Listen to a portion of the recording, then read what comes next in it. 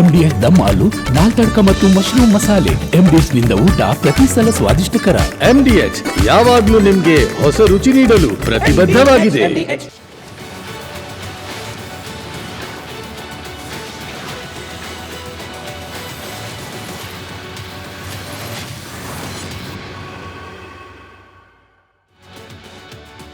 Hello ನಮಸ್ಕಾರ, ನೀವು ನೋಡ್ತಾ ಇದ್ದೀರಾ ರಿಪಬ್ಲಿಕ್ ಕನ್ನಡ. ನಾನು ನಾಗೇಂದ್ರ ಬಾಬು.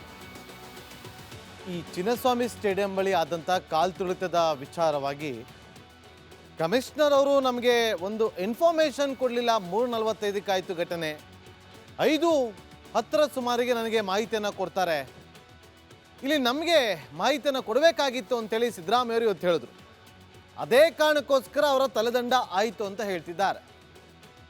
ಆಯಿತು, ನೀವು ತಲೆದಂಡ ಮಾಡಿದ್ರಿ, ಕಮಿಷನರ್ನ ಎತ್ತಂಗಡಿ ಮಾಡಿದ್ರಿ, ಅಮಾನತು ಮಾಡಿದ್ರಿ, ಅವರ ಜೊತೆಯಲ್ಲಿ ಇನ್ನುಳಿದಂಥ 4 ಜನ ಅಧಿಕಾರಿಗಳನ್ನು ಅಮಾನತು ಮಾಡಿದ್ರಿ. ಆದರೆ ಪ್ರೋಟೋಕಾಲ್ ಫಾಲೋ ಆಗಬೇಕಾಗಿತ್ತಲ್ಲ. ವಿಧಾನಸೌಧದ ಮುಂದೆ ಕಾರ್ಯಕ್ರಮ ಆಯ್ತಲ್ಲ, ಆ ಕಾರ್ಯಕ್ರಮ ಆಯೋಜನೆ ಮಾಡೋದಕ್ಕೆ ಅಲ್ಲಿ ಭದ್ರತಾ ಲೋಪ ಆಗುತ್ತೆ ಅಂತೇಳಿ DCP ಅವ್ರು ಲೆಟ್ರ್ ಕೊಟ್ರಲ್ಲ DPARಗೆ. ಇವತ್ತೆಲ್ಲರೂ ಕೂಡ DPAR ಬಗ್ಗೆ ಮಾತಾಡ್ತಾ ಇದ್ರಲ್ಲ. DPAR ಒಂದು ಲೆಟರ್ನ ರೆಡಿ ಮಾಡಿದ್ರೆ ಯಾವುದೋ ಒಂದು ಕಾರ್ಯಕ್ರಮವನ್ನು ಆಯೋಜನೆ ಮಾಡಬೇಕು ಅಂತಂದರೆ ಆ ಲೆಟರ್ ಹೋಗೋದು ನೇರವಾಗಿ CS ಬಳಿ, ಶಾಲಿನಿ ರಜನೀಶ್ ಬಳಿ. ಶಾಲಿನಿ ರಜನೀಶ್ ಅವರ ತಲೆದಂಡ ಯಾಕೆ ಆಗಬಾರ್ದು? ಇವತ್ತು ಸಿದ್ದರಾಮಯ್ಯವರ ಮೊಮ್ಮಗ ಬಂದ ಕಾರ್ಯಕ್ರಮಕ್ಕೆ ಜಮೀರ್ ಅಹಮದ್ ಖಾನ್ ಅವರ ಮಗ ಬಂದರು, ರಾಜಕಾರಣಿಗಳ ಮಕ್ಕಳು ಮೊಮ್ಮಕ್ಕಳು ಬಂದು ಸೆಲ್ಫಿನ ತಗೊಂಡ್ರು ಅಂತ ಪ್ರತಿಯೊಬ್ಬರು ಕೂಡ ಮಾತಾಡ್ತಾ ಇದ್ದಾರೆ. ಅದೇ ಕಾರ್ಯಕ್ರಮಕ್ಕೆ ಶಾಲಿನಿ ರಜನೀಶ್ ಅವರ ಮಗಳು ಬಂದಿರಲಿಲ್ವಾ? ಬಂದಿದ್ರು. ಯಾಕೆ ಇದ್ರ ಬಗ್ಗೆ ಯಾರು ಚಕಾರವನ್ನು ಎತ್ತಾ ಇಲ್ಲ? ಯಾಕೆ ಇದ್ರ ಬಗ್ಗೆ ಯಾರು ಕೂಡ ಕ್ರಮವನ್ನು ಜರುಗಿಸ್ಬೇಕು ಅಂತ ಹೇಳ್ತಾ ಇಲ್ಲ? ಎಲ್ಲಿ ಪ್ರೋಟೋಕಾಲ್ ವೈಲೇಷನ್ ಆಯಿತು? ಇದೆಲ್ಲದರ ಬಗ್ಗೆ ಹೇಳ್ತಾ ಹೋಗ್ತೀವಿ. ನನ್ನೊಂದಿಗೆ ನನ್ನ ಸಹೋದರಿ ಸ್ಮಿತಾ ರಂಗನಾಥ್ ಕೂಡ ಜಾಯ್ನ್ ಆಗಿದ್ದಾರೆ ಮತ್ತಷ್ಟು ಮಾಹಿತಿಯನ್ನು ಕೊಡೋದಕ್ಕೆ. ಚಿನ್ನಸ್ವಾಮಿ ಸ್ಟೇಡಿಯಂ ಅನ್ನೇ ಸ್ಥಳಾಂತರ ಮಾಡಬೇಕು ಅನ್ನೋ ಕೂಗಿದೆ. ಇದರ ಜೊತೆಗೆ ಇತರೆ ಸುದ್ದಿಗಳ ಕಡೆ ಗಮನ ಕೊಡೋದಾದ್ರೆ ಕರಾವಳಿಯಲ್ಲಿ ಗಡಿಪಾರಿನ ಕಿಚ್ಚು ತಾರಕಕ್ಕೆ ಏರ್ತಾ ಇದೆ. ಬಾನಲ್ಲೇ ಮಧುಚಂದ್ರಕ್ಕೆ ಪಿಕ್ಚರ್ ನೋಡಿರ್ತೀರಲ್ಲ ಬಹುತೇಕರು, ಅದನ್ನ ಮೀರಿಸುವ ಘಟನೆಯೊಂದು ನಡೆದು ಹೋಗಿದೆ. ಎಲ್ಲ ಸುದ್ದಿಯ ಡೀಟೇಲ್ಸ್ ಅನ್ನ ಗಮನಿಸ್ತಾ ಹೋಗೋಣ. ಅದಕ್ಕಿಂತ ಮುಂಚೆ ಈ ಕ್ಷಣದ ಹೆಡ್ಲೈನ್ಸ್. ವಿಧಾನಸೌಧದ ಸಮಾರಂಭದಲ್ಲಿ ರಾಜ್ಯಪಾಲರು ಭಾಗಿ, ಗವರ್ನರ್ಗೆ ಆಹ್ವಾನ ನೀಡಿದ್ದು ಯಾರು? ಸುಳ್ಳು ಹೇಳಿ ಸಿಕ್ಕ ಬೀಳ್ತಾ ಸಿದ್ದರಾಮಯ್ಯ ಸರ್ಕಾರ.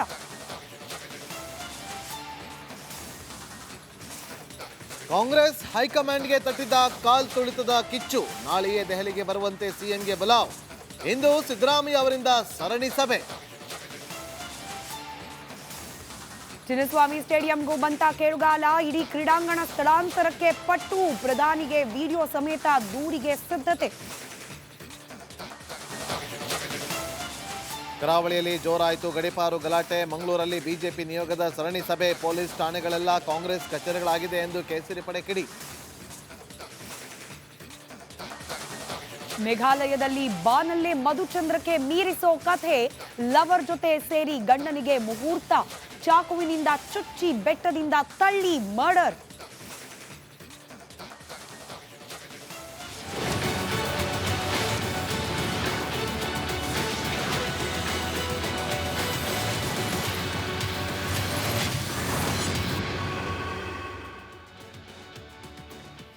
RCB ವಿಜಯೋತ್ಸವವನ್ನ ಸ್ಮಶಾನ ಮೌನದ ರೀತಿಯಲ್ಲಿ ಪರಿವರ್ತನೆ ಮಾಡಿದ್ದು ಯಾರು? 11 ಮಂದಿ ಬೆಂಗಳೂರಿನಂತ ಮಹಾನಗರದಲ್ಲಿ ಕಾಲ್ತುಳಿತಕ್ಕೆ ಬಲಿಯಾಗುವ ಪರಿಸ್ಥಿತಿಗೆ ಕಾರಣವಾದವರು ಯಾರು? ಯಾರು ನಿಯಮವನ್ನ ಪಾಲನೆ ಮಾಡಲಿಲ್ಲ? ಯಾರು ನಿಯಮವನ್ನ ಮೀರಿ ನಿರ್ಧಾರಗಳನ್ನ ಕೈಗೊಂಡ್ರು? ಈ ಪ್ರಶ್ನೆ ಸತತವಾಗಿ ಜೂನ್ 4ನೇ ತಾರೀಕು ಈ ಘಟನೆ ನಡೆದ ದಿನದಿಂದಲೂ ಕೂಡ ಚರ್ಚೆಗೆ ಒಳಪಡ್ತಲೇ ಇದೆ. ಸರ್ಕಾರ ಸಹಜವಾಗಿ ಹಾಗೆ ನೇರವಾಗಿ ಹೊಣೆಗಾರಿಕೆಯನ್ನು ಹೊರಬೇಕಾಗತ್ತೆ. ಅದರಲ್ಲೂ ರಾಜ್ಯ ರಾಜಧಾನಿಯಲ್ಲಿ ಶಕ್ತಿ ಕೇಂದ್ರ ಅಂತ ಕರೆಸ್ಕೊಳ್ಳುವ ವಿಧಾನಸೌಧದಿಂದ ಕೂಗಳತೆ ದೂರದಲ್ಲಿ 11 ಮಂದಿ ಕಾಲ್ತುಳಿತದಿಂದ ಸಾವನ್ನಪ್ತಾರೆ ಅಂತಂದ್ರೆ, ಆದರೆ ಸರ್ಕಾರದ ಪ್ರತಿನಿಧಿಗಳು ಕಳೆದ 2 ದಿನಗಳಿಂದ ಈ ತಮ್ಮ ಮೇಲಿದ್ದ ಹೊಣೆಯನ್ನ, ತಮ್ಮ ಮೇಲೆ ಬಂದ ಲೋಪದೋಷಗಳ ಆರೋಪ ಪಟ್ಟಿಯನ್ನ ಸೀದಾ KSCA ಕರ್ನಾಟಕ ಕ್ರಿಕೆಟ್ ಸಂಸ್ಥೆಯ ಮೇಲೆ ಎತ್ತಾಕೋ ಪ್ರಯತ್ನವನ್ನ ಮಾಡ್ತಿದ್ದಾರೆ. ವಿಧಾನಸೌಧ ನಮ್ಮ ವ್ಯಾಪ್ತಿ, ಅಲ್ಲಿ ಕಾರ್ಯಕ್ರಮ ಅಚ್ಚುಕಟ್ಟಾಗಿ ನಡೀತು. KSCA ಚಿನ್ನಸ್ವಾಮಿ ಕ್ರೀಡಾಂಗಣ KSCA ವ್ಯಾಪ್ತಿಯಲ್ಲಿ ಬರುತ್ತೆ. ಅಲ್ಲಿ ಎಡವಟ್ಟಾಗಿದ್ದು ನೀವು ಪ್ರಶ್ನೆ ಮಾಡಬೇಕಾಗಿರೋದು ಸರ್ಕಾರವನ್ನೆಲ್ಲ, ಬದಲಾಗಿ KSCA ಅಲ್ಲಿನ ಸಿಬ್ಬಂದಿಗಳನ್ನ, ಅಲ್ಲಿನ ಅಧಿಕಾರಿಗಳನ್ನ. ನಾವು 7 ಗಂಟೆಗೆ ನಡೆದ ಡಿಬೇಟ್ನಲ್ಲೂ ಕೂಡ ಇದೇ ಪ್ರಶ್ನೆ ಕೇಳಿದ್ವಿ. ವಿಧಾನಸೌಧ ಬೆಂಗಳೂರಿನಲ್ಲಿದೆ, ಬೆಂಗಳೂರು ನಿಮ್ಮ ಆಡಳಿತದ ಜವಾಬ್ದಾರಿಯಲ್ಲಿರೋ ಪ್ರದೇಶ ಅಂತ ಆದಮೇಲೆ ಚಿನ್ನಸ್ವಾಮಿ ಕ್ರೀಡಾಂಗಣ ಚೆನ್ನೈನಲ್ಲಿದೆಯಾ? ಚಿನ್ನಸ್ವಾಮಿ ಕ್ರೀಡಾಂಗಣದ ಬಳಿಯಲ್ಲಾದ ಈ ಕಾಲ್ತುಳಿತಕ್ಕೂ ಕೂಡ ಜನ ಪ್ರಶ್ನೆ ಮಾಡೋದು ಸರ್ಕಾರವನ್ನೇ. ಅರೆ, ನೀವು ವಿಧಾನಸೌಧದ ಕಾರ್ಯಕ್ರಮಕ್ಕೆ ಗವರ್ನರ್ನ ಕರೆಸ್ತೀರಿ, ಕರೆಸಿದ್ಯಾರು ಅನ್ನೋದು ಕೂಡ ಗೊಂದಲ ಇದೀಗ. ಗವರ್ನರ್ನ ನಾವು ಕರೆಸಿಲ್ಲ ಸರ್ಕಾರದ ಉತ್ತರ ನೋಡಿ. KSCA ಬಳಿಯಲ್ಲಾದ ಅಂದ್ರೆ ಚಿನ್ನಸ್ವಾಮಿ ಕ್ರೀಡಾಂಗಣದ ಬಳಿಯಲ್ಲಾದ ಘಟನೆಗೂ ಸಂಬಂಧ ಇಲ್ವಂತೆ ಸರ್ಕಾರಕ್ಕೆ, ಗವರ್ನರನ್ನ ಕರೆಸಿದ ವಿಚಾರಕ್ಕೂ ಸಂಬಂಧ ಇಲ್ವಂತೆ. ಸರ್ಕಾರ ಹೆಂಗೆ ಮೈಗೆ ಎಣ್ಣೆ ಹಚ್ಕೊಂಡು ಜಾರ್ಕೊಳ್ಳೋ ಪ್ರಯತ್ನ ಮಾಡ್ತಿದೆ ಅನ್ನೋದನ್ನ ವಿವರಿಸುತ್ತೆ ಈ ವರದಿ.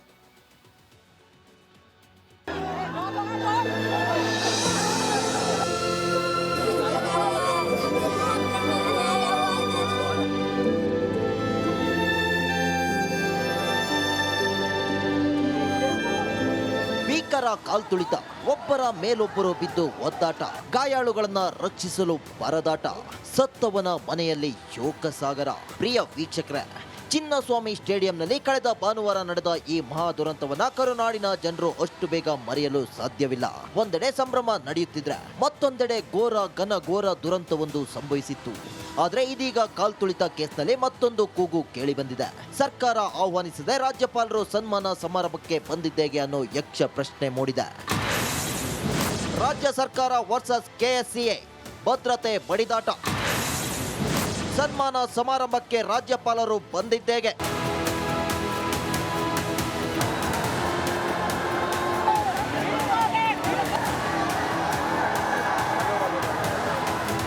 RCB ವಿಜಯೋತ್ಸವದ ವೇಳೆ ನಡೆದ ರಣಭೀಕರ ಕಾಲ್ತುಳಿತ 10 ಪ್ರಶ್ನೆಗಳನ್ನ ಭೂಗರ್ಭದಿಂದ ಮೇಲೇಳುವಂತೆ ಮಾಡಿದೆ. ರಾಜ್ಯ ಸರ್ಕಾರದ ಆಡಳಿತ ವ್ಯವಸ್ಥೆ, ಪೊಲೀಸ್ ಇಲಾಖೆಯ ಕಾರ್ಯಾಚರಣೆ, KSCA ಮತ್ತು RCB ಮ್ಯಾನೇಜ್ಮೆಂಟ್ ಅನ್ನ ಬಟ ಬಯಲಾಗಿಸಿದೆ. RCB ವಿಜಯೋತ್ಸವಕ್ಕೂ ನಮಗೂ ಸಂಬಂಧ ಇಲ್ಲ ಅಂತ ಸರ್ಕಾರ ಕಡ್ಡಿ ಮುರಿದಂಗೆ ಹೇಳ್ತಿದ್ರೆ, ಸರ್ಕಾರ ಹೇಳಿದಂಗೆ ನಾವು ಕೇಳಿದ್ದೇವೆ, ಭದ್ರತೆ ಸರ್ಕಾರದ ಹೊಣೆಯಲ್ವೇ ಎಂದು KSCA ಕೌಂಟರ್ ಕೊಟ್ಟಿದೆ. ಈ ನಡುವೆ ರಾಜ್ಯಪಾಲರು ವಿಧಾನಸೌಧದ ಮುಂದೆ ನಡೆದ ಸನ್ಮಾನ ಸಮಾರಂಭದಲ್ಲಿ ಭಾಗಿಯಾಗಿದ್ದೇಗೆ ಅನ್ನೋ ಪ್ರಶ್ನೆ ಮತ್ತೆ ಸರ್ಕಾರದ ಬುಡುವನ್ನ ಅಲ್ಲಾಡಿಸುತ್ತಿದೆ. ಹೌದು, RCB ವಿಜಯೋತ್ಸವವನ್ನ ಯಾರಾದ್ರೂ ಮಾಡ್ಲಿ, ಚಿನ್ನಸ್ವಾಮಿ ಕ್ರೀಡಾಂಗಣ ಮತ್ತು ವಿಧಾನಸೌಧದ ಮುಂದೆ ಕಾರ್ಯಕ್ರಮಕ್ಕೆ ಯಾರಾದ್ರೂ ಪ್ಲಾನ್ ಮಾಡ್ಲಿ, ಆದ್ರೆ ರಾಜ್ಯಪಾಲರಿಗೆ ಆಹ್ವಾನ ಹೋಗಿದ್ದೇಗೆ ಅನ್ನೋದೇ ಈಗ ಸರ್ಕಾರವನ್ನ ಇಕ್ಕಟ್ಟಿಗೆ ಸಿಲುಕುವಂತೆ ಮಾಡಿದೆ. ಎಸ್, ವಿಧಾನಸೌಧದಲ್ಲಿ ವಿಜಯೋತ್ಸವ ನಾವು ಮಾಡಿಲ್ಲ ಎಂದು ಇಷ್ಟು ದಿನ ಸರ್ಕಾರ ವಾದ ಮಾಡ್ತಿತ್ತು. ಆದ್ರೆ ಶಿಷ್ಟಾಚಾರ ಉಲ್ಲಂಘಿಸಿ ಸಿಎಂ ಸಿದ್ದರಾಮಯ್ಯ ಆಪ್ತ ಗೋವಿಂದರಾಜು ಮಹಾ ಪ್ರಮಾದ ಮಾಡಿದ್ದಾರೆ. ಸಿಎಂ ರನ್ನ 2 ಕಡೆ ಕಾರ್ಯಕ್ರಮ ಆಯೋಜನೆಗೆ ಒಪ್ಪಿಸಿದ್ದ ಗೋವಿಂದರಾಜು ನೇರ ರಾಜ್ಯಪಾಲರನ್ನು ಕಾರ್ಯಕ್ರಮಕ್ಕೆ ಕರೆಸಿಬಿಟ್ಟಿದ್ರು. ಸ್ವತಃ ಸಿಎಂ ಸಾಹೇಬ್ರೆ ಹೇಳಿದ್ದಾರೆ ಎಂದು ಎಲ್ಲರ ಬಾಯಿಗೂ ತೇಪೆ ಹೆಚ್ಚಿದ್ರಂತೆ.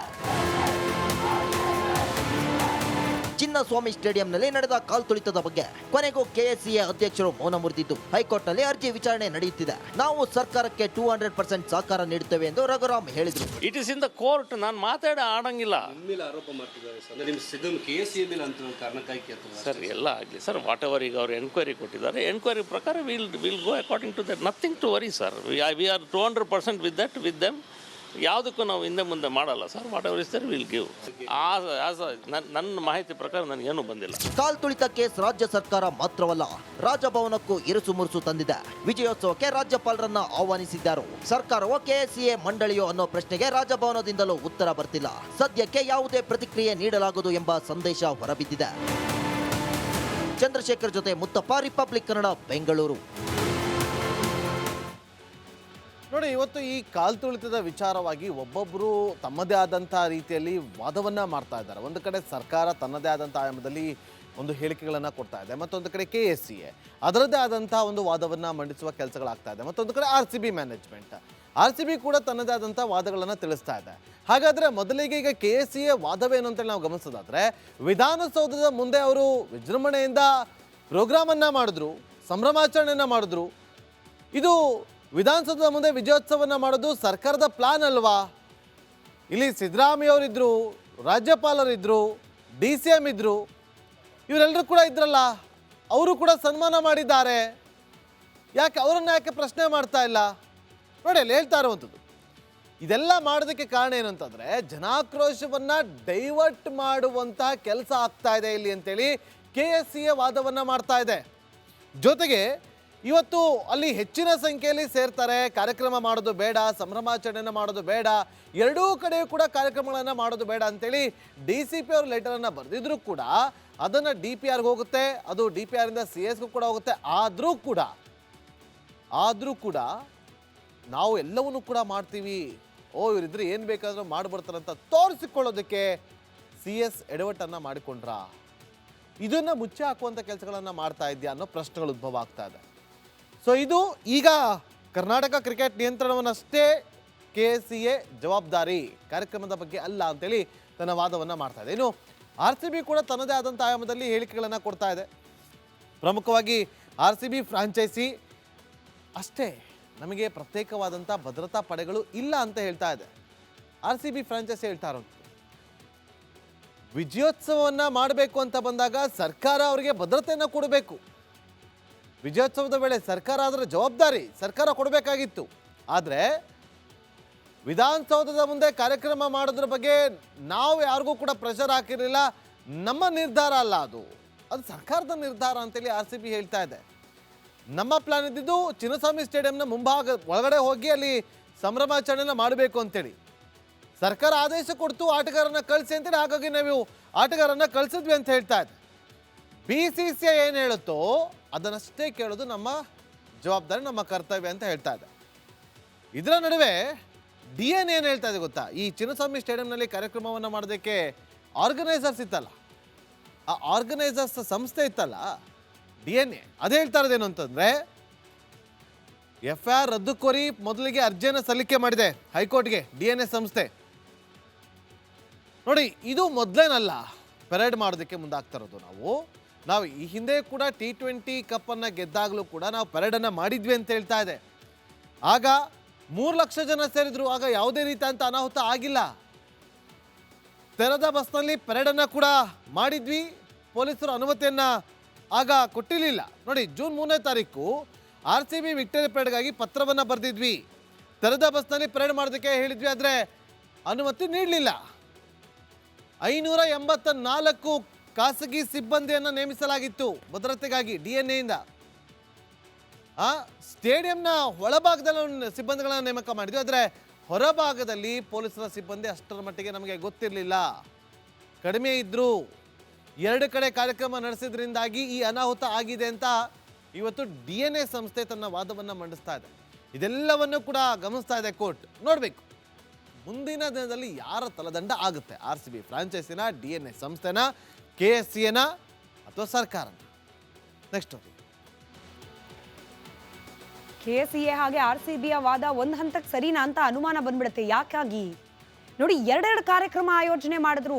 ಮೊದಲೇ ಹಿಂದಿನ ದಿನ RCB ಮ್ಯಾಚ್ ಗೆದ್ದ ರಾತ್ರಿ ಪೊಲೀಸರು ಹೈರಾಣಾಗಿ ಹೋಗಿದ್ರು. ಇಡೀ ರಾತ್ರಿ ನಡೆದ ಸಂಭ್ರಮಾಚರಣೆಯಲ್ಲಿ, ಅನ್ಅಫಿಷಿಯಲ್ ಫ್ಯಾನ್ಗಳ ಸಂಭ್ರಮಾಚರಣೆಯಲ್ಲಿ ಭದ್ರತೆಯನ್ನು ನಿಯೋಜನೆ ಮಾಡೋದ್ರಲ್ಲಿ, ಅಂಥದ್ರಲ್ಲಿ ಮರುದಿನ 2 ಕಾರ್ಯಕ್ರಮ. ನೀವು ವಿಧಾನಸೌಧದಲ್ಲಿ, ಇದು RCB ಹಾಗೆ KSCA ಅವರ ವಾದ, ನೀವು ವಿಧಾನಸೌಧದಲ್ಲಿ ಶೋಕಿ ತೋರಿಸ್ಲಿಕ್ಕೆ ಕಾರ್ಯಕ್ರಮ ಆಯೋಜನೆ ಮಾಡದೆ ಹೋಗಿದ್ರೆ ಅಲ್ಲಿನ ಭದ್ರತಾ ಸಿಬ್ಬಂದಿಗಳು, ಪೊಲೀಸ್ ಇಲಾಖೆಯವರು ಸ್ಟೇಡಿಯಂ ಬಳಿಯಲ್ಲಿ ಇರ್ತಿದ್ರು ಸ್ವಾಮಿ. ಆಗ ಸ್ಟೇಡಿಯಂ ಬಳಿಯಲ್ಲಾದ ಅನಾಹುತವನ್ನು ತಪ್ಪಿಸ್ಲಿಕ್ಕೆ ಸಾಧ್ಯತೆಗಳಿತ್ತು. ಎಲ್ಲವೂ ಸರಿಯಾಗ್ಬಿಡುತ್ತಾ ಅಂತಂದ್ರೆ ಇಲ್ಲ. ಹೌದು, ಜನರ ಸಂಖ್ಯೆ ಜಾಸ್ತಿ ಇತ್ತು, ಪೊಲೀಸರಿಗೆ ಕಷ್ಟ ಆಗ್ತಾ ಇತ್ತು. ಆದರೆ ನೀವು, ನಿಮ್ಮ ಮಕ್ಕಳು, ನಿಮ್ಮ ಮೊಮ್ಮಕ್ಕಳು, ನಿಮ್ಮ ಹೆಂಡತಿ, ನಿಮಗೆಲ್ಲ ನೀಡ್ತಾ ಇರುವ ವಿಶೇಷ ಭದ್ರತೆಯ ಬದಲಾಗಿ ಅಲ್ಲಿ ಜನಸಾಮಾನ್ಯರ ಪ್ರಾಣದ ಬಗ್ಗೆ ನೀವು ಕಾಳಜಿಯನ್ನು ವಹಿಸಿದಿದ್ರೆ, ಕೇವಲ ಚಿನ್ನಸ್ವಾಮಿ ಕ್ರೀಡಾಂಗಣದಲ್ಲಿ ಒಂದೇ ಕಾರ್ಯಕ್ರಮ ಆಗಿದ್ದಿದ್ರೆ ಬಹುಶಃ ಈ ಪ್ರಮಾದದ ಪ್ರಮಾಣ ಕಡಿಮೆ ಆಗ್ತಿತ್ತು ಅನ್ನೋದು KSCA ಹಾಗೆ RCBಯ ವಾದ. ನೋಡೋಣ ಕೋರ್ಟ್ನಲ್ಲಿ ಯಾವ ರೀತಿಯಾದ ತೀರ್ಮಾನ ವಿಚಾರಕ್ಕಾಗತ್ತೆ ಅಂತ ಹೇಳಿ. ಮತ್ತೊಂದು ಕಡೆ ಬಂಧನದ ಭೀತಿಯಲ್ಲಿದ್ದ KSCA ಹಾಗೆ RCB ಮ್ಯಾನೇಜ್ಮೆಂಟ್ಗೆ 2 ದಿನ ತಾತ್ಕಾಲಿಕವಾದ ರಿಲೀಫ್. ಇವತ್ತು ಹೈಕೋರ್ಟ್ನಲ್ಲಿ 2 ಸಂಸ್ಥೆಗಳ ಅರ್ಜಿ ವಿಚಾರಣೆ ನಡೆಸಿತು ಕೋರ್ಟ್. ಬುಧವಾರಕ್ಕೆ ವಿಚಾರಣೆಯನ್ನ ಮುಂದೂಡಿದೆ. ಹೈಕೋರ್ಟ್ನ ಕಟಕಟೆಯಲ್ಲಿ ನಡೆದ ವಾದ ಪ್ರತಿವಾದದ ಹೈಲೈಟ್ಸ್ ನಿಮ್ಮ ಮುಂದೆ.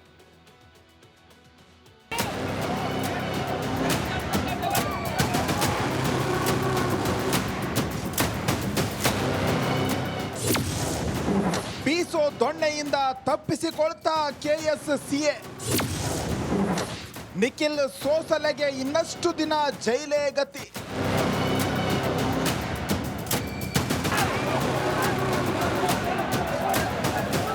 ಬೀಸೋ ದೊಣ್ಣೆಯಿಂದ ತಪ್ಪಿಸಿಕೊಂಡ್ರೆ 100 ವರ್ಷ ಆಯಸ್ಸು ಅನ್ನೋ ಮಾತಿದೆ. ಸದ್ಯದ ಮಟ್ಟಿಗೆ ಕೆಎಸ್ಸಿಎ ಪದಾಧಿಕಾರಿಗಳಿಗೆ ಈ ಮಾತು ನೇರವಾಗಿಯೇ ಅನ್ವಯಿಸುತ್ತೆ. ಕಾಲ್ತುಳಿತ ಕೇಸ್ನಲ್ಲಿ ರಾತ್ರೋರಾತ್ರಿ ಪರಾರಿಯಾಗಿ ಹೈಕೋರ್ಟ್ ರಕ್ಷಣೆಯಲ್ಲಿರುವ ರಾಜ್ಯ ಕ್ರಿಕೆಟ್ ಸಂಸ್ಥೆಯ ಪದಾಧಿಕಾರಿಗಳು ಸದ್ಯಕ್ಕೆ ಸೇಫ್ ಆಗಿದ್ದಾರೆ.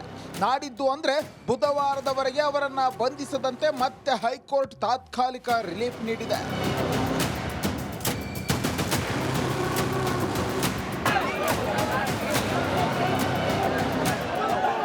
ಹೌದು, ಎಫ್ಐಆರ್ ರದ್ದು ಕೋರಿ ಕೆಎಸ್ಸಿಎ, ಆರ್ಸಿಬಿ ಮತ್ತು ಡಿಎನ್ಎ ಸಂಸ್ಥೆಗಳು ಹಾಕಿದ್ದ ಅರ್ಜಿ ಇಂದು ಹೈಕೋರ್ಟ್ನಲ್ಲಿ ವಿಚಾರಣೆಗೆ ಬಂತು. ಕಾಲ್ತುಳಿತ ಕೇಸ್ನಲ್ಲಿ ಬಲವಂತದ ಬಂಧನ ಬೇಡ. ಹೈಕೋರ್ಟ್ ಹೇಳಿದ್ದು ಇನ್ನೆರಡು ದಿನ ರಾಜೇಶ್ ಮೆನನ್, ಶಂಕರ್, ಜೈರಾಮ್ ಸೇರಿದಂತೆ 3 ಸಂಸ್ಥೆಗಳ ಪದಾಧಿಕಾರಿಗಳು ರಿಲೀಫ್ ಆಗಿದ್ದಾರೆ.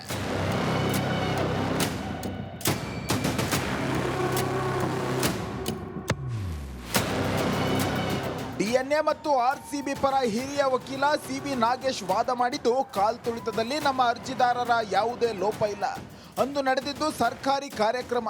ಸ್ವತಃ ಉಪಮುಖ್ಯಮಂತ್ರಿಗಳೇ ಆರ್ಸಿಬಿ ತಂಡವನ್ನ ಏರ್ಪೋರ್ಟ್ನಲ್ಲಿ ಸ್ವಾಗತಿಸಿದ್ದಾರೆ. ಮಾತ್ರವಲ್ಲ, ಸಿಎಂ ಸಹ ಕಾರ್ಯಕ್ರಮದ ಬಗ್ಗೆ ಟ್ವೀಟ್ ಮಾಡಿದ್ದಾಗಿ ಹೇಳಿದ್ರು. ಈ ವೇಳೆ ಎಜಿ ಶಶಿಕಿರಣ್ ಶೆಟ್ಟಿ ಮಧ್ಯಪ್ರವೇಶಿಸಿ ಸರ್ಕಾರದ ಪರ ವಾದ ಮಂಡಿಸಿದ್ರು.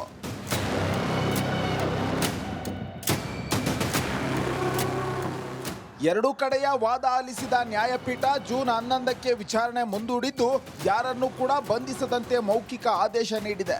ನಾಳೆ ಬಂಧಿತ ನಿಖಿಲ್ ಮತ್ತು ಸುನಿಲ್ ಜಾಮೀನು ಅರ್ಜಿಯ ವಿಚಾರಣೆ ನಡೆಯಲಿದ್ದು, ಸದ್ಯಕ್ಕೆ ಕೆಎಸ್ಸಿಎ, ಆರ್ಸಿಬಿ ಮತ್ತು ಡಿಎನ್ಎ ಸಂಸ್ಥೆ ಪದಾಧಿಕಾರಿಗಳು ಸೇಫ್ ಆಗಿದ್ದಾರೆ.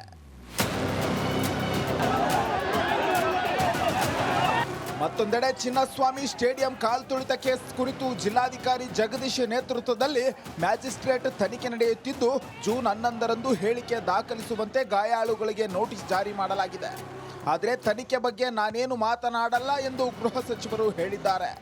ನಾವ್ಯಾರು ಕೂಡ ಏನನ್ನು ಮಾತಾಡೋದಿಲ್ಲ. ಯಾಕೆಂದರೆ ನಾವು ಏನು ನಮ್ಮ ಹೇಳಿಕೆಗಳು ಕೊಡ್ತೀವಿ ಮಾಧ್ಯಮದ ಮೂಲಕ, ಅವು ಬೇರೆ ಬೇರೆ ರೀತಿಯಲ್ಲಿ ಸಬ್ಜುಡಿಸ್ ಆಗುತ್ತೆ.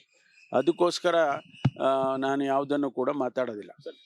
ಒಟ್ಟಾರೆ ಚಿನ್ನಸ್ವಾಮಿ ಸ್ಟೇಡಿಯಂ ಮತ್ತು ಎಷ್ಟು ಜನ ಪೊಲೀಸ್ ಬಂದೋಬಸ್ತ್ ಇತ್ತು ಅವತ್ತು? ತುಂಬಾ ನಾನು ಹೇಳಿದ್ನಲ್ಲ, ಅದೆಲ್ಲ ನಮ್ಮ ಹತ್ರ ಎಲ್ಲವನ್ನೂ ಕೂಡ ಮಾಹಿತಿಯನ್ನು ನಾವು ನಮ್ಮ ತನಿಖಾ ಸಂಸ್ಥೆಗೆ ಕೊಡ್ತೇವೆ.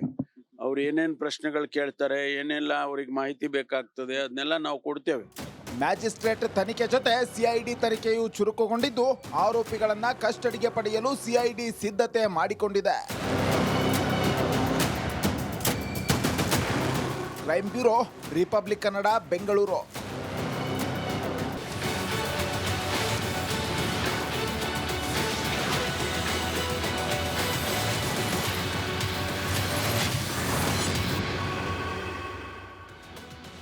Welcome back. ಮೊದಲೇ ಕಾಲ್ತುಳಿತದಿಂದ ಕೆಎಸ್ಸಿಎ ಸಂಕಷ್ಟಕ್ಕೆ ಸಿಲುಕಿದೆ. ಇದರ ನಡುವೆ ಮತ್ತೊಂದು ಸಂಕಷ್ಟ ಎದುರಾಗುವಂತಹ ಅನಿವಾರ್ಯತೆ ಬಂದೊದಗಿದೆ. ಏನು ಅಂತಂದರೆ, ಚಿನ್ನಸ್ವಾಮಿ ಸ್ಟೇಡಿಯಂ ಅಲ್ಲಿ ಇರೋದೇ ಬೇಡ ಅಂತ ಹೇಳ್ತಿದ್ದಾರೆ. ಯಾರು ಹೇಳ್ತಿರೋದು, ಯಾವ ಕಾರಣಕ್ಕೋಸ್ಕರ ಹೇಳ್ತಿರೋದು, ಈ ವರದಿ ನೋಡಿ. ಚಿನ್ನಸ್ವಾಮಿ ಬಂದ ಹಾರ್ಮಿಲ್ಯಾಂಡ್ ಮೋದಿ ಅವರಿಗೆ ಸಾಕ್ಷಿ ಸಮೇತ ನಾನೇ ಖುದ್ದಾಗಿ ಹೋಗಿ ಭೇಟಿ ಮಾಡಿರೋದು. ಸಿಟಿ ಸೆಂಟರ್ ಇಂದ ಅದು ಶಿಫ್ಟ್ ಮಾಡಿಕೊಂಡು ಅಲ್ಲೆಲ್ಲ 100 ಎಕರೆ ತಗೊಂಡು ಅಲ್ಲಿ ಹೋಗ್ಲಿ.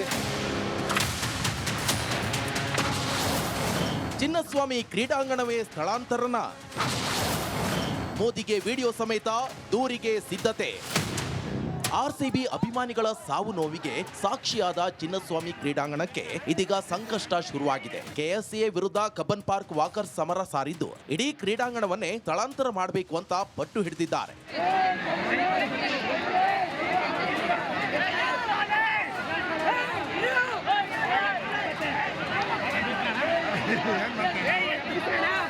ಹೌದು, ಚಿನ್ನಸ್ವಾಮಿ ಕ್ರೀಡಾಂಗಣ ಇರೋ ಜಾಗ ಸೇನೆಗೆ ಸೇರಿದ್ದು. ಹೀಗಾಗಿ ಆ ಸ್ಥಳವನ್ನ ವಶಪಡಿಸಿಕೊಳ್ಳಿ ಅಂತ ಪ್ರಧಾನಿ ಮೋದಿಗೆ ಪತ್ರ ಬರೆಯಲು ಸಿದ್ಧತೆಗಳು ಶುರುವಾಗಿವೆ. ಚಿನ್ನಸ್ವಾಮಿ ಬಂದ ಹಾರ್ಮಿಲ್ಯಾಂಡು ಅದು ಬಂದು 18.5 ಎಕರೆ ನನ್ನ ಲೆಕ್ಕ ಗೊತ್ತಿರೋದು. ಅದನ್ನ ಆದಷ್ಟು ಈ ಸಿಟಿ ಸೆಂಟ್ರಿಂದ ಅದು ಶಿಫ್ಟ್ ಮಾಡಿಕೊಂಡು ಅಲ್ಲೆಲ್ಲ 100 ಎಕರೆ ತಗೊಂಡದ್ದು ಅಲ್ಲಿಗೆ ಹೋಗಲಿ. ಯಾಕಂದರೆ ಇಲ್ಲಿ ಟ್ರಾಫಿಕ್ಕು ಅದರಿಂದನೇ ಜಾಸ್ತಿ ವಿಪರೀತ ಟ್ರಾಫಿಕ್ಕು, ಇದು ವಿಪರೀತ ಪಾರ್ಕಿಂಗ್ ಪ್ರಾಬ್ಲಮ್ಮು. ಮತ್ತು ಇಲ್ಲಿ ಸತ್ತಿರೋದು 11 ಜನ ಏನು ಸತ್ತಿದ್ದಾರೆ ಎಲ್ಲ ಅದರಿಂದನೇ ಆಗೋದು. ಯಾಕಂದರೆ ಇಲ್ಲಿ ಕಬ್ಬನ್ ಪಾರ್ಕು ಹಾಳು ಮಾಡಿರೋದು ಅವರೇ. ಕಬ್ಬನ್ ಪಾರ್ಕಲ್ಲಿ ಇರ್ತಕ್ಕ ಮರ ಗಿಡಗಳು, ವೃಕ್ಷ ದೇವತೆಗಳನ್ನೆಲ್ಲ ಹಾಳು ಮಾಡಿರೋದು ಅವರೇ. ಇಂದು ಬೌರಿಂಗ್ ಆಸ್ಪತ್ರೆಗೆ ಕಬ್ಬನ್ ಪಾರ್ಕ್ ವಾಕರ್ಸ್ ಅಸೋಸಿಯೇಷನ್ ಪದಾಧಿಕಾರಿಗಳು ಭೇಟಿ ನೀಡಿದ್ರು. ಕಾಲ್ತುಳಿತದಲ್ಲಿ ಗಾಯಗೊಂಡವರನ್ನ ಭೇಟಿಯಾದ ನಿಯೋಗ ಗಾಯಾಳುಗಳ ಹೇಳಿಕೆಯನ್ನ ವಿಡಿಯೋ ರೆಕಾರ್ಡ್ ಮಾಡಿಕೊಂಡಿದೆ. ವಿಡಿಯೋ ಸಮೇತ ಮೋದಿಗೆ ದೂರು ನೀಡಲು ಸಿದ್ಧತೆ ಮಾಡಿಕೊಂಡಿದೆ. ಮೋದಿ ಅವರಿಗೆ ಸಾಕ್ಷಿ ಸಮೇತ ನಾನೇ ಖುದ್ದಾಗಿ ಹೋಗಿ ಭೇಟಿ ಮಾಡಿರೋದು, ಅವರಿಂದ ನೋವಾಗಿರೋದು, ಅವ್ರ ಪೇರೆಂಟ್ಸ್ಗೆ ಅವರಿಗೆ ಆಗಿರೋ ಗಾಯಗಳು ಆಗಿರುತ್ತೆ, ಅದನ್ನೇ ಸಾಕ್ಷಿ ಸಮೇತ ನಾನು ಅವರಿಗೆ ಮೋದಿ ಅವರಿಗೆ ಲೆಟ್ರ್ ಜೊತೆಗೆ ಒಂದು ಸಿಡಿನೂ ಹಾಕಿ ಕಳಿಸ್ಕೊಡ್ತೀನಿ. ಚಿನ್ನಸ್ವಾಮಿ ಸ್ಟೇಡಿಯಂ ಶಿಫ್ಟ್ ಮಾಡಿ. ಕೆಎಸ್ಸಿಎ ಆಡಳಿತಾಧಿಕಾರಿ ಬರ್ತಾರೆ ಅನ್ನೋ ಸುದ್ದಿಯ ನಡುವೆ ಇಡೀ ಕ್ರೀಡಾಂಗಣವನ್ನೇ ಎತ್ತಂಗಡಿ ಮಾಡುವಂತೆ ಪರಿಸರ ಪ್ರೇಮಿಗಳು ಆಗ್ರಹಿಸ್ತಾ ಇದ್ದು ಕೆಎಸ್ಸಿಎಗೆ ಗಾಯದ ಮೇಲೆ ಬರೆ ಎಳೆದಂತಾಗಿದೆ. ವೀರೇಶ್, ರಿಪಬ್ಲಿಕ್ ಕನ್ನಡ, ಬೆಂಗಳೂರು.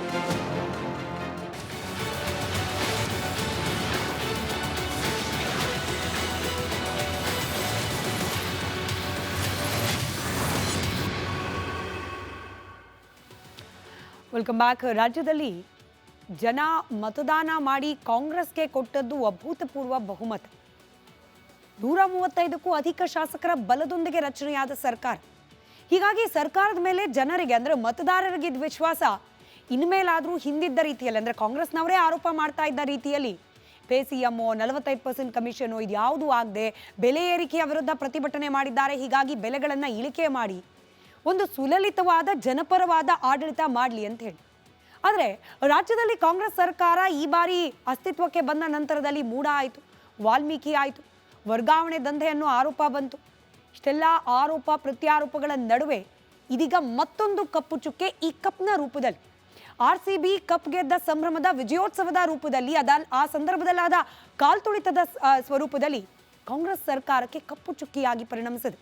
ಹೀಗೆ ಮೇಲಿಂದ ಮೇಲೆ ಆಗ್ತಾ ಇರುವ ಮುಜುಗರದಿಂದಾಗಿ ರಾಜ್ಯ ಕಾಂಗ್ರೆಸ್ ನಾಯಕರ ವಿರುದ್ಧ ಕಾಂಗ್ರೆಸ್ನ ಹೈಕಮಾಂಡ್ ಸಿಟ್ಟಿಗೆದ್ದಿದೆ ಅಂತ ಕಾಣುತ್ತೆ. ಕಾಲ್ತುಳಿತದಿಂದ ಕಾಂಗ್ರೆಸ್ ಸರ್ಕಾರಕ್ಕೆ ಕೆಟ್ಟ ಹೆಸರು ಬಂತು ಅಂತ ದೆಹಲಿ ನಾಯಕರು ಇದೀಗ ತಲೆ ಕೆಡಿಸ್ಕೊಂಡಿದ್ದಾರೆ. ಹೀಗಾಗಿ ಸ್ವತಃ ಸ್ಪಷ್ಟನೆ ನೀಡೋಕೆ ಮುಖ್ಯಮಂತ್ರಿ ಸಿದ್ದರಾಮಯ್ಯನವರೇ ಮುಂದಾಗಿದ್ದಾರೆ. DK ಶಿವಕುಮಾರ್ ಅವರ ದೆಹಲಿ ಯಾತ್ರೆ ಬೆನ್ನಲ್ಲೇ ಮುಖ್ಯಮಂತ್ರಿಗಳಿಗೂ ಬುಲಾವ್ ಬಂದಿದೆ. ಹೀಗಾಗಿ ದೆಹಲಿಯ ಅಂಗಳಕ್ಕೆ ಇದೀಗ ರಾಜ್ಯದ ಕಾಲ್ತುಳಿತ ಪ್ರಕರಣದ ಪಾಲಿಟಿಕ್ಸ್ ಶಿಫ್ಟ್ ಆಗ್ತಾ ಇದೆ. ಕರ್ನಾಟಕದಲ್ಲಿ ಕಾಲ್ತುಳಿತ, ಕೈ ಕಮಾಂಡ್ ಕಿಚ್ಚು. ನಾಳೆಗೆ ದೆಹಲಿಗೆ ಸಿಎಂ ಸಿದ್ದರಾಮಯ್ಯ ದೌಡು.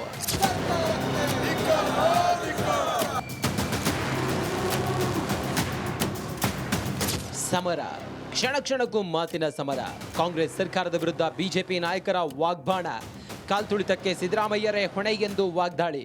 ಸರ್ಕಾರಕ್ಕೆ ನೈತಿಕತೆಯೇ ಇಲ್ಲ ಎಂದು ಜನಾಕ್ರೋಶ ಸ್ಫೋಟ. ಹಾದಿ ಬೀದಿಯಲ್ಲಿ ಸಿದ್ದರಾಮಯ್ಯ ಸರ್ಕಾರದ ವಿರುದ್ಧ ಹೋರಾಟ. ವಾಲ್ಮೀಕಿ ಸಮುದಾಯವನ್ನ ತುಳಿಯುತ್ತಿರುವುದಾಗಿ ಹೋರಾಟಗಾರರ ಕಿಚ್ಚು.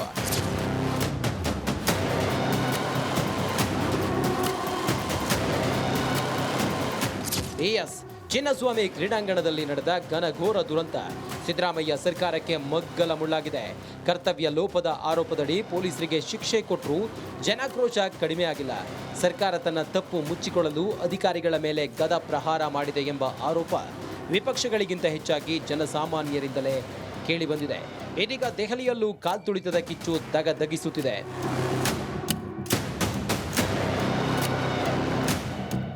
ಕಾಲ್ತುಳಿತ ಪ್ರಕರಣದ ಬಗ್ಗೆ ಹೈಕಮಾಂಡ್ ಜೊತೆ ಗೃಹ ಸಚಿವ ಪರಮೇಶ್ವರ್ ಅದಾಗಲೇ ಚರ್ಚೆ ಮಾಡಿದ್ದು ಎಐಸಿಸಿ ಪ್ರಧಾನ ಕಾರ್ಯದರ್ಶಿಗೆ ಸಂಪೂರ್ಣ ಮಾಹಿತಿ ನೀಡಿದ್ದಾರೆ. ಅವರು ನಮ್ಮ ಹೈಕಮಾಂಡ್ನವರು ಕೇಳ್ತಾರೆ ದೂರವಾಣಿ ಮೂಲಕ ಏನಾಗಿದೆ ಏನು ಅಂತೆಲ್ಲ ಅದೆಲ್ಲ ಮಾಹಿತಿಗಳು ಕೊಟ್ಟಿರ್ತೀವಿ. ಅವರು ಯಾವುದು ನನಗೆ ಇಲ್ಲಿ ತನಕ ಕರೆದೂ ಇಲ್ಲ, ಡೆಲ್ಲಿಗೂ ಕರೆದಿಲ್ಲ, ಬೊಂಬಾಯಿಗೂ ಕರೆದಿಲ್ಲ. ಅಲ್ಲ, ನಾನು ಫೋನಲ್ಲಿ ಮಾತಾಡ್ತಾ ಇರ್ತಾರಲ್ಲ, ನಮ್ಮ ಜನರಲ್ ಸೆಕ್ರೆಟರಿಗಳು ಮಾತಾಡ್ತಿರ್ತಾರೆ, ನಮ್ಮ ಹೆಡ್ ಕ್ವಾರ್ಟರ್ಸಲ್ಲಿ ಇರ್ತಕ್ಕಂಥವ್ರು ಮಾತಾಡ್ತಿರ್ತಾರೆ. ನಿನ್ನೆ ರಾತ್ರಿಗೆ ಉಪಮುಖ್ಯಮಂತ್ರಿ DK ಶಿವಕುಮಾರ್ ದೆಹಲಿ ತಲುಪಿದ್ದು ಕಾಲ್ತುಳಿತ ಪ್ರಕರಣದ ಬಗ್ಗೆ ವರಿಷ್ಠರಿಗೆ ವಿವರಿಸಿದ್ದಾರೆ. ಆದರೆ DCM ಮಾತಿಗೆ ತೃಪ್ತರಾಗದ ಹೈಕಮಾಂಡ್ ನಾಯಕರು ನಾಳೆಗೆ ದೆಹಲಿಗೆ ಬರುವಂತೆ ಸಿಎಂಗೆ ತಾಕೀತು ಮಾಡಿದ್ದಾರೆ. ಇಂದು ಸರಣಿ ಸಭೆ ಮಾಡಿರೋ ಸಿಎಂ ಸಮಗ್ರ ಮಾಹಿತಿಯೊಂದಿಗೆ ನಾಳೆ ರಾಷ್ಟ್ರ ರಾಜಧಾನಿಗೆ ಹಾರಲಿದ್ದಾರೆ. ಸಿದ್ದರಾಮಯ್ಯ ಜೊತೆ ಸಚಿವ ಸತೀಶ್ ದೆಹಲಿ ಯಾತ್ರೆ. ಇನ್ನು ನಾಳೆ ಸಿದ್ದರಾಮಯ್ಯ ಜೊತೆ ಸಚಿವ ಸತೀಶ್ ಜಾರಕಿಹೊಳಿಯು ದೆಹಲಿ ಯಾತ್ರೆ ಮಾಡಲಿದ್ದಾರೆ. ಈಗಾಗಲೇ DKಶಿ ಸಹ ದೆಹಲಿಯಲ್ಲೇ ಇದ್ದು ಮೂವರು ನಾಯಕರ ಭೇಟಿ ಕುತೂಹಲ ಹೆಚ್ಚಿಸಿದೆ. Political bureau, republic Kannada, Bengaluru. ರಾಜ್ಯ ಕಾಂಗ್ರೆಸ್ ನೇತೃತ್ವದ ಸರ್ಕಾರಕ್ಕೆ ಬೇರೆ ಬೇರೆ ಆಯಾಮದಲ್ಲಿ ಈ ಕಾಲ್ತುಳಿತ ಪ್ರಕರಣ ಉರುಳಾಗಿ ಪರಿಣಮಿಸ್ತಾ ಇದೆ. ಒಂದು ಕಡೆ ನಾವು ಈಗಾಗಲೇ ಹೇಳಿದಾಗೆ ಹಿಂದಿನ ವರದಿಯಲ್ಲಿ ರಾಜ್ಯ ನಾಯಕರ ವಿರುದ್ಧ ಇದೀಗ ಕಾಂಗ್ರೆಸ್ನ ಹೈಕಮಾಂಡೇ ಕಿಡಿಕಾರ್ತಾ ಇದೆ. ಸಹಜವಾಗಿ ಕಾಲ್ತುಳಿತ ಪ್ರಕರಣ ಒಂದು ಕಾರ್ಯಕ್ರಮವನ್ನು ನೆಟ್ಟಿಗೆ ಆಯೋಜನೆ ಮಾಡ್ಲಿಕ್ಕೆ ಆಗ್ಲಿಲ್ವಾ ಸರ್ಕಾರದ ಕೈಲಿ ಅನ್ನೋ ರೀತಿಯ ಪ್ರಶ್ನೆಗಳನ್ನ ಇದೀಗ ರಾಜ್ಯ ಸರ್ಕಾರದ ನೇತೃತ್ವವನ್ನು ವಹಿಸಿರುವ ಮುಖ್ಯಮಂತ್ರಿ ಸಿದ್ದರಾಮಯ್ಯನವರು, ಉಪಮುಖ್ಯಮಂತ್ರಿ ಡಿ.ಕೆ. ಶಿವಕುಮಾರ್ ಅವರು, ಗೃಹ ಇಲಾಖೆಯ ಜವಾಬ್ದಾರಿ ಹೊತ್ತಿರುವ ಗೃಹ ಸಚಿವರಾದ ಡಾಕ್ಟರ್ ಜಿ ಪರಮೇಶ್ವರ್ ಅವರು ಎದುರಿಸಲೇಬೇಕಾದ ಪರಿಸ್ಥಿತಿ. ನೋಡಿ, ಕಾಲ್ತುಳಿತ ಪ್ರಕರಣದಿಂದ ರಾಜ್ಯ ಸರ್ಕಾರಕ್ಕೆ ಕೆಟ್ಟ ಹೆಸರು ಬಂದಿದೆ ಅಂತ ಹೇಳಿ ಯಾಕೆ ಹೀಗೆ ಆಯ್ತು ಅನ್ನೋ ಪ್ರಶ್ನೆಗಳನ್ನ ನೇರವಾಗಿ ಹೈಕಮಾಂಡ್ನ ನಾಯಕರು ಮುಖ್ಯಮಂತ್ರಿಗಳಿಗೆ ನಾಳೆ ಕೇಳೋ ಸಾಧ್ಯತೆ ಇದೆ. ಪರಿಸ್ಥಿತಿಯನ್ನ ನಿಯಂತ್ರಿಸುವಲ್ಲಿ ಪದೇ ಪದೇ ಸರ್ಕಾರ ಯಾಕೆ ಎಡವುತ್ತಾ ಇದೆ? ನಾನು ಈ ವರದಿಗೆ ಲೀಡ್ ಕೊಡೋಕೆ ಮುಂಚೆನೇ ಹೇಳ್ತಾ ಇದ್ದೆ, ನೋಡಿ, ಇದು ಒಂದೇ ಅಲ್ಲ, ಕಾಲ್ತುಳಿತ ಪ್ರಕರಣ ಒಂದೇ ಅಲ್ಲ.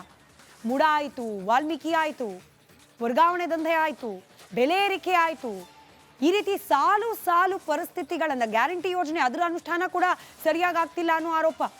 ಹೀಗೆ ಪದೇ ಪದೇ ಸರ್ಕಾರ ಪಾಸಿಟಿವ್ ವಿಚಾರಕ್ಕೆ ಸುದ್ದಿಯಲ್ಲಿರೋದ್ರ ಬದಲು ಈ ರೀತಿ ನೆಗೆಟಿವ್ ವಿಚಾರಕ್ಕೇನೆ ಸುದ್ದಿಯಲ್ಲಿ ಯಾಕಿದೆ ಅನ್ನೋ ಪ್ರಶ್ನೆಯನ್ನ ಹೈಕಮಾಂಡ್ ನಾಯಕರು ಕೇಳೋ ನಿರೀಕ್ಷೆ ಇದೆ. ಮತ್ತೊಂದು ಕಡೆ ಇದೇ ಕಾರ್ಯಕ್ರಮದ ವಿಚಾರ ಅಂದ್ರೆ RCB ವಿಜಯೋತ್ಸವದ ವಿಚಾರಕ್ಕೆ ಸೀಮಿತವಾಗಿ ನಾವು ಯೋಚನೆ ಮಾಡೋದಾದ್ರೆ ಎರಡೆರಡು ಕಡೆ ಕಾರ್ಯಕ್ರಮ ಆಯೋಜನೆ ಮಾಡೋ ನಿರ್ಧಾರವನ್ನ ಕೈಗೊಂಡವ್ರು ಯಾರು? ಸರ್ಕಾರ ಇದೀಗ ಗೋವಿಂದರಾಜು ಅವರನ್ನ ಆ ಜವಾಬ್ದಾರಿಯಿಂದ ವಿಮುಕ್ತಗೊಳಿಸೋ ಮೂಲಕ ಗೋವಿಂದರಾಜು ಅವರದ್ದು ಪಾತ್ರ ಇತ್ತು ಅನ್ನೋದನ್ನ ಪರೋಕ್ಷವಾಗಿ ಒಪ್ಕೊಂಡ್ಬಿಟ್ಟಿದ್ದಾರೆ. MLC ಗೋವಿಂದರಾಜು ಅವರು ಸಿದ್ದರಾಮಯ್ಯನವರ ಆಪ್ತರು. ಹೀಗಾಗಿ ಗೋವಿಂದರಾಜು ಅವರು ತಪ್ಪು ಮಾಡಿದ್ದಾರೆ ಅಂತಂದ್ರೆ ಇದು ಇಂಡೈರೆಕ್ಟ್ಲಿ ಸಿದ್ದರಾಮಯ್ಯನವರಿಗೂ ಕೂಡ ಒಂದು ರೀತಿಯಲ್ಲಿ ಮುಜುಗರದ ಸಂಗತಿ. ಇದು ಒಂದು ಆಯಾಮ ಸಿದ್ದರಾಮಯ್ಯನವರಿಗೆ ಮುಜುಗರಕ್ಕೆ ಒಳಪಡಲಿಕ್ಕೆ.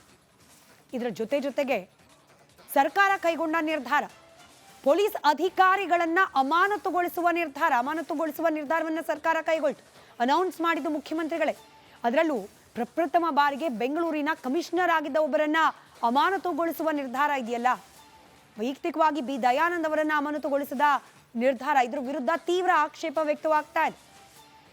ಪೊಲೀಸ್ ಡಿಪಾರ್ಟ್ಮೆಂಟ್ನಲ್ಲಿ ಒಳಗ್ ನಡೆಯುತ್ತೇನೋ, ಆದರೆ ಬಹಿರಂಗವಾಗಿ ಸಮುದಾಯಗಳ ಆಧಾರದ ಮೇಲೆ ಚರ್ಚೆ ಆಗೋದು ಕಡಿಮೆನೆ. ಇದೀಗ ದಯಾನಂದ್ ಅವರು ವಾಲ್ಮೀಕಿ ಸಮುದಾಯಕ್ಕೆ ಸಂಬಂಧಪಟ್ಟವರು ಅಂತಹ ಒಬ್ಬ ಅಧಿಕಾರಿಯನ್ನ ಅಮಾನತುಗೊಳಿಸಿರುವ ನಿರ್ಧಾರದ ವಿರುದ್ಧ ಸಮುದಾಯ ಇದೀಗ ರೊಚ್ಚಿಗೆದ್ದಿದೆ. ಸರಣಿ ಪ್ರತಿಭಟನೆಗಳನ್ನ ಸಮುದಾಯದ ಕಡೆಯಿಂದ ಆಯೋಜನೆ ಮಾಡಲಾಗ್ತಾ ಇದೆ. ಹೀಗಾಗಿ ಸರ್ಕಾರಕ್ಕೆ ಇದೀಗ ವಾಲ್ಮೀಕಿ ಸಮುದಾಯದ, ಕಾಂಗ್ರೆಸ್ ಪಕ್ಷಕ್ಕೆ ವಾಲ್ಮೀಕಿ ಸಮುದಾಯದ ಕೋಪವನ್ನ ಕಟ್ಟಿಕೊಳ್ಳೋ ಭಯ. ಈ ಕಾರಣಕ್ಕೇನೆ ಬಹುಶಃ ಮುಖ್ಯಮಂತ್ರಿಗಳ ಜೊತೆಯಲ್ಲೇ ಸಚಿವ ಸತೀಶ್ ಜಾರಕಿಹೊಳಿ ಕೂಡ ದೆಹಲಿಗೆ ಹೋಗ್ತಾ ಇದ್ದಾರೆ. ಸರ್ಕಾರ ಸಮುದಾಯಗಳ ಸಮನ್ವಯತೆಗೆ ಪ್ಲಾನ್ ಮಾಡ್ಕೊಳ್ತಾ ಇರೋದ್ರ ಬಗ್ಗೆ ಕೂಡ ಬಹುಶಃ ಹೈಕಮಾಂಡ್ ನಾಯಕರಿಗೆ ರಿಪೋರ್ಟ್ ಅನ್ನ ಕೊಡೋ ನಿರೀಕ್ಷೆ ಇದೆ. ಚಿನ್ನಸ್ವಾಮಿ ಸ್ಟೇಡಿಯಂನ ಮುಂಭಾಗದಲ್ಲಿ ಆದಂಥ ಕಾಲ್ತುಳಿತದ ವಿಚಾರವಾಗಿ ಯಾರ ವೈಫಲ್ಯ ಆಯಿತೋ ಗೊತ್ತಿಲ್ಲ, ಆದರೆ ಕಮಿಷನರ್ ತಲೆದಂಡ ಆಯಿತು, ಅವರ ಜೊತೆಯಲ್ಲಿ 4 ಅಧಿಕಾರಿಗಳ ತಲೆದಂಡ ಆಯಿತು, ರಾಜಕೀಯ ವ್ಯಕ್ತಿಗಳ ತಲೆದಂಡ ಆಯಿತು. ಆದರೆ ಇದನ್ನು ಹೊರತುಪಡಿಸಿ ಇನ್ನೂ ಕೆಲವರ ತಲೆದಂಡ ಆಗೋದು ಬಹಳ ನಿಶ್ಚಿತ ಅಂತ ಹೇಳಲಾಗ್ತಾ ಇದೆ. ಚೀಫ್ ಸೆಕ್ರೆಟರಿ ಶಾಲಿನಿ ರಜನೀಶ್ ಅವರ ತಲೆದಂಡ ಕೂಡ ಆಗಬಹುದು ಅನ್ನುವ ಚರ್ಚೆಗಳು ನಡೀತಾ ಇದೆ. ಗೊತ್ತಿಲ್ಲ ಏನಾಗುತ್ತೆ ಅಂತೇಳಿ. ಸರ್ಕಾರ ಯಾವ ನಿರ್ಧಾರವನ್ನು ತೆಗೆದುಕೊಳ್ಳುತ್ತೆ ಕಾದು ನೋಡಬೇಕು. ಈ ರಿಪೋರ್ಟ್ ನೋಡಿ.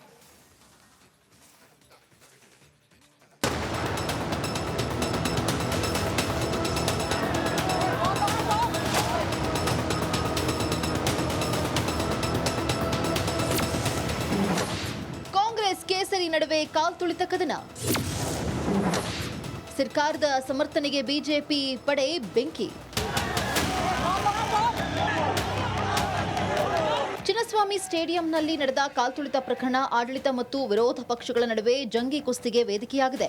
ಭದ್ರತಾ ವೈಫಲ್ಯದ ನೆಪ ಒಡ್ಡಿ ಸರ್ಕಾರ ಪೊಲೀಸ್ ಅಧಿಕಾರಿಗಳನ್ನ ಅಮಾನತು ಮಾಡಿದ್ದು ಕೇಸರಿ ಪಡೆಯ ಕಣ್ಣು ಕೆಂಪಗಾಗುವಂತೆ ಮಾಡಿದೆ.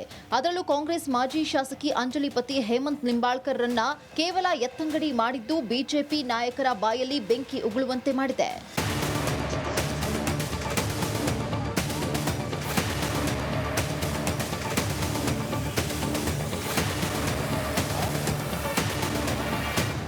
ಹೋಳಿ ಸಂಭ್ರಮಾಚರಣೆ ವೇಳೆ ನಡೆದ ದುರಂತಕ್ಕೆ ಸರ್ಕಾರವೇ ನೇರ ಹೊಣೆ ಎಂದು ಬಿಜೆಪಿ ಆರೋಪಿಸ್ತಾ ಇದೆ. ಗೋವಿಂದರಾಜುರನ್ನ ರಾಜಕೀಯ ಕಾರ್ಯದರ್ಶಿ ಹುದ್ದೆಯಿಂದ ಕೆಳಗಿಳಿಸಿದ್ದು ಏಕೆಂದು ಪ್ರತಾಪ್ ಸಿಂಹ ಪ್ರಶ್ನಿಸಿದ್ದಾರೆ. ಅಲ್ಲ, ನೀವು ಪೊಲೀಸ್ ಅಧಿಕಾರಿ ಮೇಲೆ ನನಗೆ 2 ಗಂಟೆ ಆದ್ರೂ ಕೂಡ ಮಾಹಿತಿನ ಕೊಡಲಿಲ್ಲ, ಆ ಕಾರಣಕ್ಕೋಸ್ಕರ ಸಸ್ಪೆಂಡ್ ಮಾಡಿದ್ದೀನಿ ಅಂತ ಹೇಳ್ತಿದ್ದೀರಲ್ಲ. ಹಾಗಾದರೆ ಗೋವಿಂದರಾಜು ಅವರನ್ನ, ನಿಮ್ಮ ಸಂಸದೀಯ ಸಲಹೆಗಾರರನ್ನ ಯಾಕ್ರಿ ಸಸ್ಪೆಂಡ್ ಮಾಡಿದ್ರಿ ಸಿದ್ದರಾಮಯ್ಯ ಸಾಹೇಬ್ರೆ? ನಿಮ್ಮ ಎಲ್ಲ ಯೋಗಕ್ಷೇಮಗಳನ್ನು ನೋಡ್ಕೊಳ್ಳುವಂಥ ವ್ಯಕ್ತಿ ಈ ಗೋವಿಂದರಾಜು.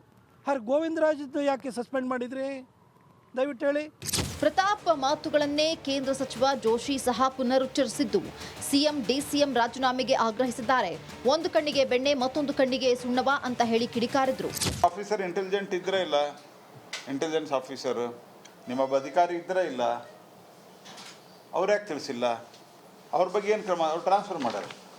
2 ಪೋಸ್ಟ್ ಇತ್ತು, 1ರಿಂದ ಬಿಡುಗಡೆ ಮಾಡಿರಿ. ಏನು ದೊಡ್ಡ ಮಹಾ ಮಾಡಿರಿ ನೀವು?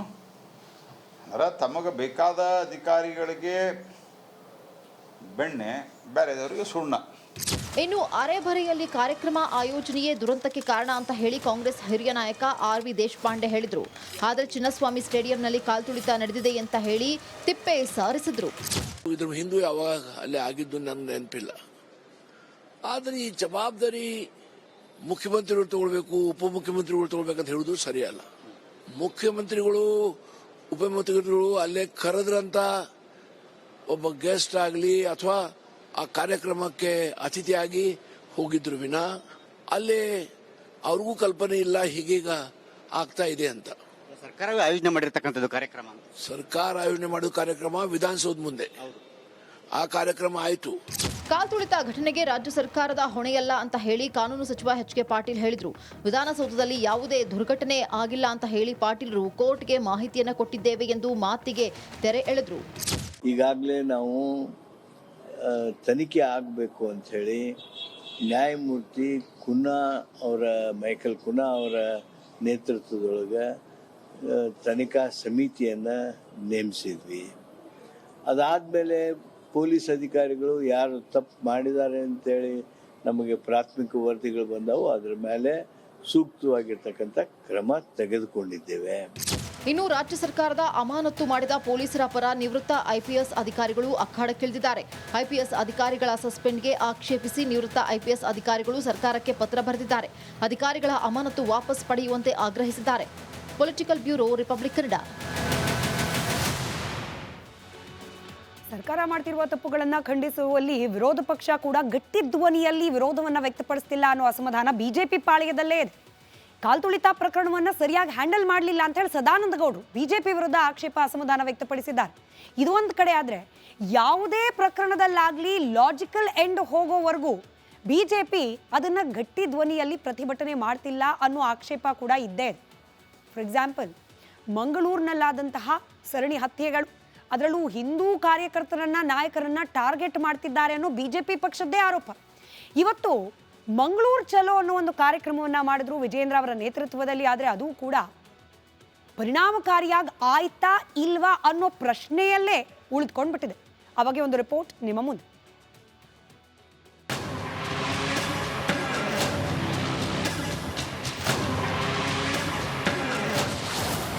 ಕಡಲ ತಡಿಯಲ್ಲಿ ಮತ್ತೆ ಗಡಿಪಾರು ಗಲಾಟೆ. ಕೈ ಸರ್ಕಾರದ ವಿರುದ್ಧ ಕೇಸರಿ ರಣಕಹಳೆ. ದಕ್ಷಿಣ ಕನ್ನಡ ಜಿಲ್ಲೆಯ 3 ಬಜರಂಗದಳ ಕಾರ್ಯಕರ್ತರನ್ನ ಗಡಿಪಾರು ಮಾಡಲು ಜಿಲ್ಲಾಡಳಿತ ನೋಟಿಸ್ ಜಾರಿ ಮಾಡಿದ್ದು, ಇದೀಗ ಮತ್ತೊಂದು ರಾಜಕೀಯ ಕದನಕ್ಕೆ ನಾಂದಿ ಹಾಡಿದೆ. ಹಿಂದೂ ನಾಯಕರ ಮೇಲೇಕೆ ಕಾಂಗ್ರೆಸ್ ಸರ್ಕಾರದ ಕಣ್ಣು ಎಂದು ಪ್ರಶ್ನಿಸುತ್ತಿರುವ ಬಿಜೆಪಿ ಇಂದು ಮಂಗಳೂರಿಗೆ ಭೇಟಿ ನೀಡಿತ್ತು. ಸುಹಾಸ್ ಶೆಟ್ಟಿ ಹತ್ಯೆಯ ಬಳಿಕ ಕರಾವಳಿ ಜಿಲ್ಲೆ ಬೂದಿ ಮುಚ್ಚಿದ ಕೆಂಡದಂತಾಗಿದೆ. ಮುಸ್ಲಿಂ ವೋಟ್ ಬ್ಯಾಂಕ್ ಭದ್ರಪಡಿಸಿಕೊಳ್ಳಲು ಕಾಂಗ್ರೆಸ್ ನಾಯಕರು ಸಭೆ ಮೇಲೆ ಸಭೆಗಳನ್ನು ಮಾಡುತ್ತಿದ್ದಾರೆ. ಇದೀಗ ವಿಜಯೇಂದ್ರ ನೇತೃತ್ವದಲ್ಲಿ ಬಿಜೆಪಿ ಸಹ ರಂಗ ಪ್ರವೇಶಿಸಿದ್ದು, ಇಂದು ಮಂಗಳೂರಿನಲ್ಲಿ ಸರಣಿ ಸಭೆ ಮಾಡಿದ್ರು.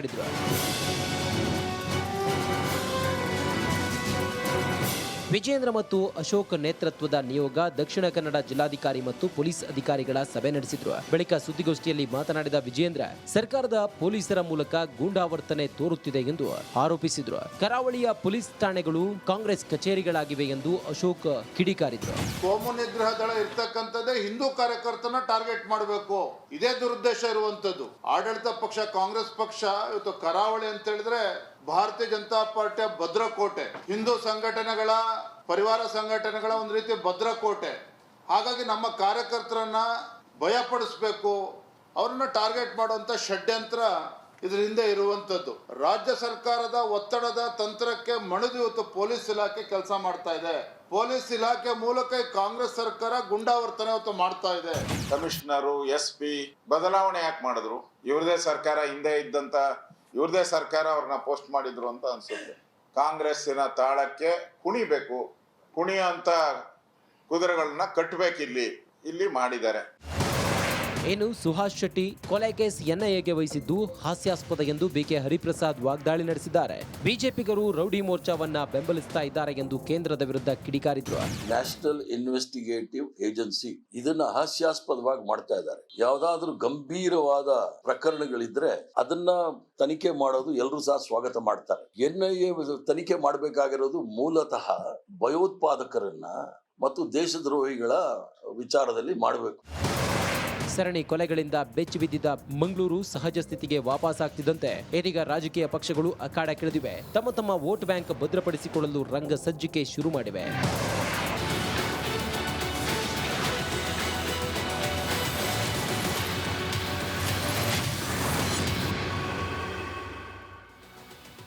Welcome back. ಪ್ರೀತಿ ಕೊಂದ ಕೊಲೆಗಾರ ಯಾರಾಕೆ, ಯಾರನ್ನ ಕೊಂದ್ಲು, ಯಾಕೆ ಕೊಂದ್ಲು, ಎಲ್ಲಿ ಕೊಂದ್ಲು, ಯಾವಾಗ ಕೊಂದ್ಲು, ಈ ರಿಪೋರ್ಟ್ ನೋಡಿ.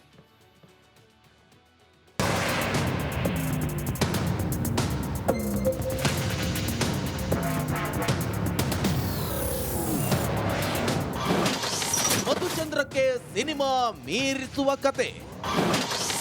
ಹನಿಮೂನ್ನಲ್ಲೇ ಗಂಡನಿಗೆ ಮುಹೂರ್ತ.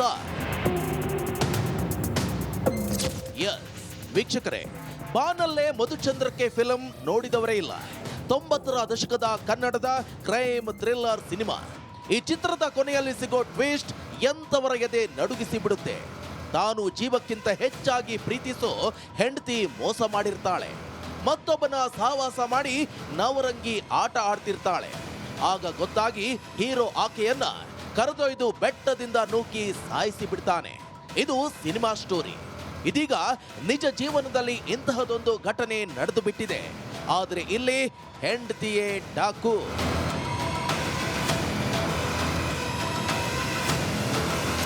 ಹೌದು, ಈಶಾನ್ಯ ಭಾರತದ ಮೇಘಾಲಯದಲ್ಲಿ ಮಧುಚಂದ್ರಕ್ಕೆ ಸಿನಿಮಾ ನೆನಪಿಸೋ ಕೊಲೆ ನಡೆದು ಹೋಗಿದೆ.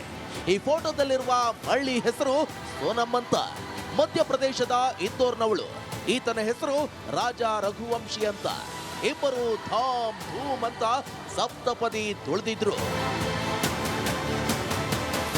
ಆದ್ರೆ ಐನಾತಿಗೆ ಒಬ್ಬನು ಸಾಕಾಗಿಲ್ವೇನೋ, ಇನ್ನೊಬ್ಬನ ಸಹವಾಸ ಮಾಡಿದ್ಲು. ಇದೊಂದು ಕಡೆ ಇರ್ಲಿ, ಇನ್ನು ನವದಂಪತಿ ಮದುವೆಯಾಗಿದ್ದು ಮೊನ್ನೆ ಮೇ 13ರಲ್ಲಿ. ಮದುವೆಯಾಗಿ ಇಬ್ರು ಮೇ 20ಕ್ಕೆ ಹನಿಮೂನ್ಗೆ ಅಂತ ಮೇಘಾಲಯದ ಚಿರಾಪುಂಜಿಗೆ ಹೋಗಿದ್ದಾರೆ. ಬಾಡಿಗೆ ಬೈಕ್ನಲ್ಲಿ ಇಬ್ರು ಸುತ್ತಾಡಿ ಸುಂದರ ಪ್ರದೇಶಗಳನ್ನ ನೋಡಿದ್ದಾರೆ. ಮೇ 23ಕ್ಕೆ ಚಿರಾಪುಂಜಿಯ ವಿಸಾಡ್ವಾಂಗ್ ಫಾಲ್ಸ್ಗೆ ಗಂಡನನ್ನ ಕರೆದೊಯ್ದಿದ್ದಾಳೆ. ಆಗ ಆಕೆಯ ಅಸಲಿ ಮುಖವಾಡ ಬಯಲಾಗಿದೆ. ಫಾಲ್ಸ್ನ ತುದಿಯಲ್ಲಿ ಗಂಡನ ಜೊತೆ ನಿಂತಿದ್ದವಳು ದಿಢೀರಂತ ತಳ್ಳಿ ಬಿಟ್ಟಿದ್ದಾಳೆ. ಫಾಲ್ಸ್ನಿಂದ ಬಿದ್ದು ಒದ್ದಾಡ್ತಿದ್ರೂ ಬಿಡದ ಐನಾತಿ ಹೆಂಡತಿ ಮೂವರು ಯುವಕರಿಂದ ಸೇರಿ ಗಂಡ ರಘುವಂಶಿಯನ್ನ ಕೊಚ್ಚಿ ಕೊಲೆ ಮಾಡಿದ್ದಾಳೆ.